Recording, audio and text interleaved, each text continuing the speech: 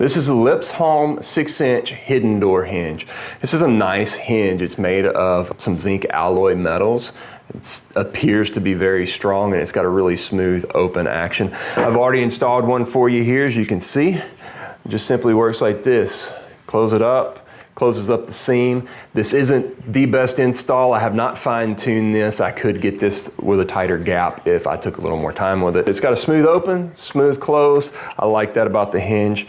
On the hinge itself, there are a few adjustments in here. That way you can fine-tune the door, raise it up, lower it, bring it in, out. So it does have a lot of adjustments. I haven't played with those yet to see if I like those or not, but I really am impressed with the hinge. What I'm not impressed with is their installation instructions and what they sent you to install it with. They have sent a Forstner bit. Now this is a nice Forstner bit. It did a really good job for what a Forstner bit does, but you need a router bit. I'm going to install it and show you how to do it. First, I'm going to attempt an install with this, show you why this isn't the best thing for it.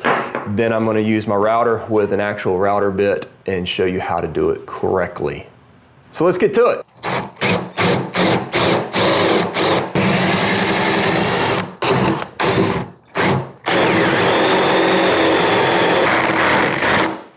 Okay, as a woodworker,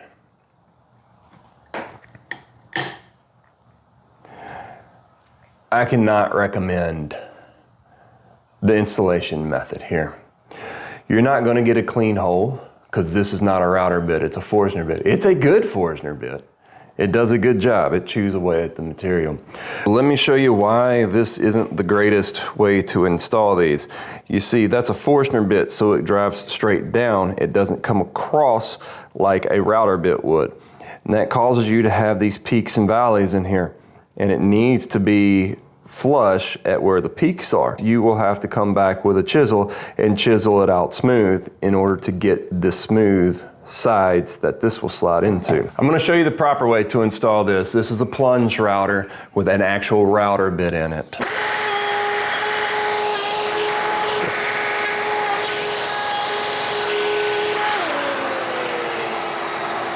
Here, what we can see is the difference.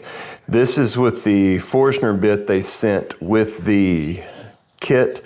Like I said, you would have to come back with a chisel and straighten those out. Whereas if you have a router bit, you're gonna get nice, smooth cuts and edges like this. My router bit was a 3/4 inch bit, which is a little small. This is a 25 millimeter right here, which is a perfect width. It's almost an inch. If I'd have had a 25 millimeter router bit, I would have been able to just do that in one pass. So you get the hinge on there real good. Open the other side up. Push that hinge down in there. Okay. Now my hinge is in.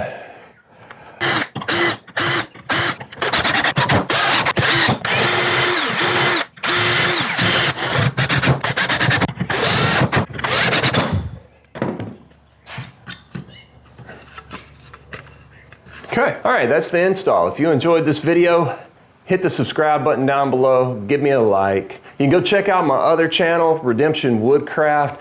That one I'm actually doing full woodworking projects like building tables, crosscut sleds, tool carts, cutting boards, whatever you name it that's woodworking. Some DIYs over there as well.